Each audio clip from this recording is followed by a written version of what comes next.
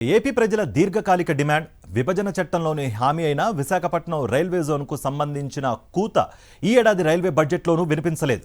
పైగా దీనిపై కేంద్రం మరోసారి కిరికిరి పెడుతోంది. రైల్వే శాఖ మంత్రి అశ్విని వైష్ణవ్ రైల్వే జోన్ అంశంపై నెపాన్ని రాష్ట్ర ప్రభుత్వంపై నెట్టేందుకు యత్నించారు. రైల్వే జోన్ కోసం రాష్ట్ర ప్రభుత్వం భూమి కేటాయించాల్సి ఉందని ఆయన చెప్పడం విడ్డూరంగా ఉంది. కేంద్ర ప్రభుత్వ నిర్లక్ష్య వైఖరిని కప్పిపుచ్చేందుకు, సమాధానాన్ని దాటివేసే ఉద్దేశంతోనే ఆయన రాష్ట్ర ప్రభుత్వంపై నెపం నెట్టేసేందుకు ప్రయత్నిస్తూ అసత్య ఆరోపణలు చేయడం విభ్రాంతి కలిగించింది. కేంద్ర మంత్రి చెప్పిన 52 ఎకరాలకు రైల్వే జోన్ వ్యవహారానికి అసలు ప్రత్యక్ష సంబంధమే లేదు. ఆయన చెబుతున్న 52 ఎకరాలను రైల్వేకు కేటాయించకుండా తాత్సారం చేసింది గత టీడీపీ ప్రభుత్వం. ఇక అసలు విషయం ఏంటంటే ఆ 52 ఎకరాలను రైల్వేకు అప్పగిస్తూ వైఎస్ఆర్సీపీ ప్రభుత్వం ఇప్పటికే నిర్ణయం తీసుకుంది. గత నెల 2న జీవీఎంసీ కమిషనర్ రైల్వే అధికారులకు లేఖ రాశారు.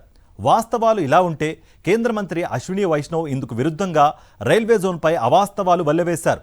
కేవలం ఒడిశాలోని బీజేపీ రాజకీయ ప్రయోజనాల కోసమే ఆయన ఈ విధంగా మాట్లాడుతూ విశాఖ రైల్వే జోన్ వ్యవహారాన్ని తాత్సారం చేస్తున్నట్లుగా స్పష్టమవుతోంది. విశాఖ కేంద్రంగా దక్షిణ కోస్తా రైల్వే జోన్ ఏర్పాటుకు సమగ్ర ప్రాజెక్ట్ నివేదికను రైల్వే శాఖ రూపొందించింది. భవనాలు, ఇతర అవసరాల కోసం విశాఖలో 950 ఎకరాలు అందుబాటులో ఉందని స్పష్టంగా పేర్కొంది. రాష్ట్ర ప్రభుత్వ ఒత్తిడితో విశాఖపట్నంలో రైల్వే జోన్ కార్యాలయాల నిర్మాణానికి గత ఏడాది 170 కోట్లు కూడా కేటాయించింది. రైల్వే జోన్ ఆచరణలోకి రావాలంటే సాంకేతికంగా కీలక అంశాలపై కేంద్రం నాన్చూడు ధోరణితో వ్యవహరిస్తోంది. భువనేశ్వర్ కేంద్రంగా ఉన్న తూర్పు కోస్తా రైల్వే జోన్, సికింద్రాబాద్ కేంద్రంగా ఉన్న దక్షిణ మధ్య రైల్వే జోన్లతో ఏపీ పరిధిలో ఆస్తుల పంపకం, కొత్త డివిజన్ల ఏర్పాటు, ఉద్యోగుల కేటాయింపు, కొత్త కార్యాలయాల ఏర్పాటు తదితర అంశాలను ఓ కొలిక్కి తీసుకువచ్చి దక్షిణ కోస్తా రైల్వే జోన్ను ఆచరణలోకి తీసుకురావాలి. కానీ కేంద్రం బడ్జెట్లో ఈ విషయాలేవీ కనీసం ప్రస్తావించలేదు. ఇక రాష్ట్ర ప్రభుత్వం భూమి కేటాయించినందునే రైల్వే జోన్ ఏర్పాటులో జాప్యం జరుగుతోంది అనడం హాస్యాస్పదం. ఎందుకంటే విశాఖ మున్సిపల్ కార్పొరేషన్లో అభివృద్ధి పనుల కోసం రాష్ట్ర ప్రభుత్వం తీసుకున్న రైల్వే భూమికి బదులుగా రైల్వే శాఖకు భూమి కేటాయించాలని ఆయన చెప్తున్నారు. కానీ విశాఖలో అభివృద్ధి పనుల కోసం రాష్ట్ర ప్రభుత్వం 2013లో రైల్వే భూములను తీసుకుంది. అందుకు ప్రత్యామ్నాయంగా రైల్వే శాఖకు 52 ఎకరాలు ఇచ్చేందుకు రాష్ట్ర ప్రభుత్వం, రైల్వే శాఖ మధ్య అంతకుముందే ఒప్పందం కుదిరింది. 2014లో ఉమ్మడి ఆంధ్రప్రదేశ్ను విభజించారు. విభజన చట్టంలో విశాఖపట్నం కేంద్రంగా రైల్వే జోన్ ఏర్పాటు చేస్తామని హామీ ఇచ్చారు. ఆ హామీకి అంతకు ముందటి రైల్వే భూమి తీసుకున్న దానికి సంబంధమే లేదు. ఈ అంశంతో ముడిపెట్టకుండా విభజన చట్టం ప్రకారం రైల్వే జోన్ను ఏర్పాటు చేయాలి. అందుకోసం 950 ఎకరాలు అందుబాటులో ఉన్నాయని కూడా డిపిఆర్లో కేంద్ర ప్రభుత్వమే స్పష్టంగా పేర్కొంది. ఈ విషయాన్ని కప్పిపుచ్చుతూ రాష్ట్ర ప్రభుత్వంపై ఆరోపణలు చేయడం ఆశ్చర్యకరం. వాస్తవానికి రైల్వేకు కేటాయించాలని 2013లో అప్పటి కాంగ్రెస్ ప్రభుత్వం గుర్తించిన 52 ఎకరాలపై వివాదం ఏర్పడింది. అనంతరం రాష్ట్రంలో అధికారంలోకి వచ్చిన చంద్రబాబు ప్రభుత్వ హయాంలో ఆ భూమిని స్వాధీనం చేసుకునేందుకు రైల్వే శాఖ అధికారులు ప్రయత్నిస్తే అక్కడి గిరిజనులు అడ్డుకున్నారు. సమస్య సున్నితంగా మారడంతో రైల్వే శాఖ వెనుక్కు తగ్గింది. దీనిపై అప్పటి చంద్రబాబు ప్రభుత్వం కూడా మౌనంగా ఉండిపోయింది. అప్పట్లో కూడా రైల్వే శాఖ ఈ విషయంపై పట్టుబట్టలేదు. ఈ ఏడాది జనవరి 2వ తేదీనే భూమికి ఫెన్సింగ్ వేసి రైల్వేకు అప్పగించినట్లు విశాఖ నగర మేయర్ తెలిపారు. 2019 మన ప్రభుత్వము, మన ముఖ్యమంత్రి శ్రీ వైఎస్ జగన్మోహన్ రెడ్డి గారు వచ్చిన తర్వాత ఒక జీవో పాస్ చేయడం జరిగింది. ఆ రైల్వే డిపార్ట్మెంట్ వాళ్ళకి సైట్ ఇవ్వాలని చెప్పడంతో మనము జనవరి 2న ఏదైతే ముడుసర్లావ దగ్గర ఉన్న సైట్ ఏదైతే ఉందో దానికి స్ట్రెచ్చింగ్ వేసి, అలాగే రోడ్డు కూడా వేసి, బౌండరీస్ ఫిక్స్ చేసి సుమారు 52 ఎకరాల 22 సెంట్లు మనం ఫిక్స్ చేసి వాళ్ళకి ఇవ్వడం జరిగింది. మనము ఒకప్పుడు రైల్వే డిపార్ట్మెంట్ నుంచి సైట్స్ తీసుకున్నాము. కానీ ఇప్పుడు ముడుసర్లావ ఏరియాలో చాలా సైట్ వాల్యూ చాలా ఎక్కువ ఉంటుంది. 1:2 రేషియోలో మనము రైల్వే డిపార్ట్మెంట్కి, రైల్వే జోన్కి కూడా ఉపయోగపడే విధంగా మనము ముడుసర్లావ దగ్గర ఇవ్వడం జరిగింది. భూమి సమస్యతోనే రైల్వే జోన్ ఏర్పాటులో జాప్యం జరుగుతోందని రైల్వే శాఖ ఇప్పటి వరకు చెప్పనేలేదు.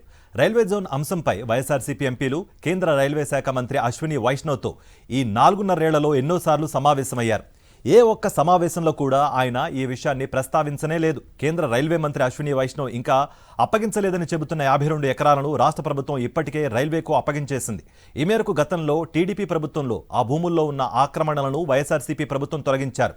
వాటిని పూర్తిగా తమ ఆధీనంలోకి తీసుకున్నారు. జీవీఎంసీ పరిధిలోని మూడసర్లోవా సర్వే నెంబర్ల 57, 58, 59, 61, 62, 63, 64, 65తో ఉన్న 52 ఎకరాలను రైల్వే శాఖకు అప్పగించారు. ఈ మేరకు GVMC municipal commissioner CM Srikanth Varma ఈ ఏడాది జనవరి 2నే విశాఖలోని ఈస్ట్ కోస్ట్ డిఆర్ఎంకు లేఖ ద్వారా తెలియజేశారు. వాస్తవం ఇలా ఉంటే రాష్ట్ర ప్రభుత్వం భూమిని అప్పగించలేం లేదని రైల్వే మంత్రి వ్యాఖ్యానించడం దారుణం. రాష్ట్ర ప్రభుత్వంపై దుష్ప్రచారం చేసేందుకు ఢిల్లీలోని పచ్చ మీడియా ప్రతినిధులు ఉద్దేశపూర్వకంగా అడిగిన ప్రశ్నలకు ప్రభావితమైన ఆయన అవాస్తవాలు మాట్లాడడం కేంద్ర మంత్రి స్థాయికి తగినట్లుగా లేదని పలువురు విమర్శిస్తున్నారు.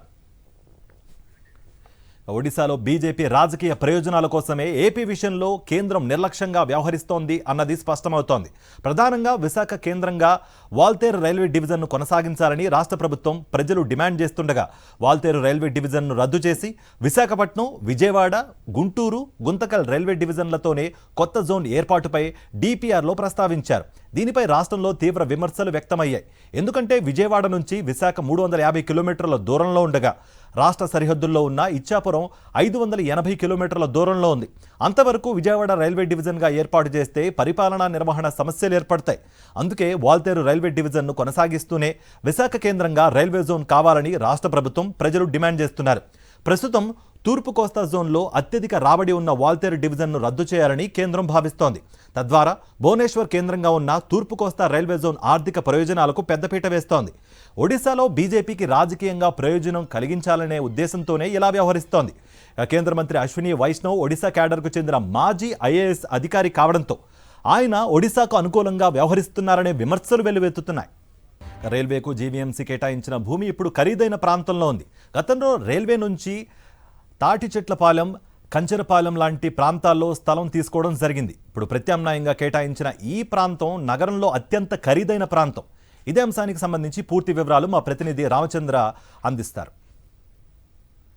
విభజన హామీల్లో భాగంగా విశాఖలో ఏర్పాటు చేసే రైల్వే జోన్ కోసం కేటాయించిన స్థలంలో నేనున్నాను. ఇది విశాఖలోని ముడసర్లోవా అనే ప్రాంతం. ఇక్కడ చూసుకుంటే గత నెల 2వ తేదీన జీవీఎంసీ ఒక జీవో కూడా విడుదల చేసి మొత్తం 52 ఎకరాల 22 సెంట్ల భూమిని కేటాయించింది. ఇది విశాఖ నగరానికి అత్యంత చేరువుగా ఇటు సెంట్రల్ జైలు అలాగే హెల్త్ సిటీకి సమీపాన ఉన్న ఈ ప్రాంతం. ఇక్కడ రైల్వే జోన్లో భాగంగా ఇక్కడ ప్రభుత్వ కార్యాలయం కావచ్చు లేక రైల్వే ఉద్యోగులకు అవసరమైన క్వార్టర్స్ నిర్మాణానికి అనువుగా ఉండే రీతిన ఈ స్థలం కేటాయించడం జరిగింది. వాస్తవానికి చూసుకుంటే రైల్వే జోన్కు సంబంధించి కొంత పరిమిత స్థలం అవసరమయ్యే ఉండే పరిస్థితి ఉంటుంది. కానీ విశాఖలో వేరువేరు పరిస్థితుల నేపథ్యాన చాలా ప్రాంతాల్లో చూసుకుంటే రైల్వే స్థలాల్లో ప్రజలు నివాసం ఉంటున్న పరిస్థితి. ఆ క్రమంలో కంచెరపాలెం, రామూర్తి పంతులపేట అలాగే పైడిమాంబ కాలనీ లాంటి ప్రాంతాల్లో చూసుకుంటే రైల్వే స్థలంలో పేదల నివాసం ఉండడమే కాకుండా చాలా కాలనీలు కూడా వెలిసిన పరిస్థితి. వారందరినీ కూడా ఇతర ప్రాంతాలకు తరలించడం కష్టం కాబట్టి ఏ స్థలంలో పేదలు నివాసం ఉంటున్నారో వాటికి ప్రత్యామ్నాయంగా కూడా స్థలం కేటాయించాలని జీవీఎంసీ నిర్ణయించింది. ఆ క్రమంలో ఇప్పుడు నేనున్న ఈ ప్రాంతంలో కూడా కొంత స్థలం కేటాయించింది. ఆ రకంగా చూసుకుంటే రైల్వే జోన్తో పాటు బీఆర్టీఎస్ రోడ్డు నిర్మాణానికి అలాగే వేరువేరు ప్రాంతాల్లో పేదలు ఇలా ఉంటున్న దశలో వారందరూ కూడా ప్రత్యామ్నాయంగా మొత్తం 26.11 ఎకరాల స్థలాన్ని రైల్వేకి సంబంధించి జీవీఎంసీ గతంలో కూడా తీసుకున్న పరిస్థితి. ఈ దశలో ఏదైతే తీసుకున్న స్థలానికి రెట్టింపు 1.2 నిష్పత్తిలో ఇప్పుడు స్థలం కేటాయించింది. ఆ క్రమంలో ఇప్పుడు నేనున్న ఈ ప్రాంతంలో చూసుకుంటే 52.22 ఎకరాల స్థలాన్ని కేటాయించింది. ఒక రకంగా చూసుకుంటే ఏదైతే జీవీఎంసీ కావచ్చు లేక ఇతర పరిస్థితుల నేపథ్యాన తీసుకున్న స్థలంతో పోల్చుకుంటే ఈ ప్రాంతంలో ఉన్న స్థలం మాత్రం చాలా ఖరీదైన పరిస్థితి. అయితే ఈ దశలో గత నెల 2వ తేదీన పూర్తిగా దీనికి సంబంధించి జీవో విడుదల చేయడమే కాకుండా నిర్దిష్ట స్థలానికి చుట్టూ కూడా ఫెన్సింగ్ వేసి రైల్వే అధికారులకి జీవీఎంసీ అధికారులు గత నెలలోనే అప్పగించిన వాతావరణం మనం గుర్తించవచ్చు. కెమెరా పర్సన్ శంకర్తో రామచంద్రరావు, సాక్షి టీవీ, ముడసర్లో నుంచి.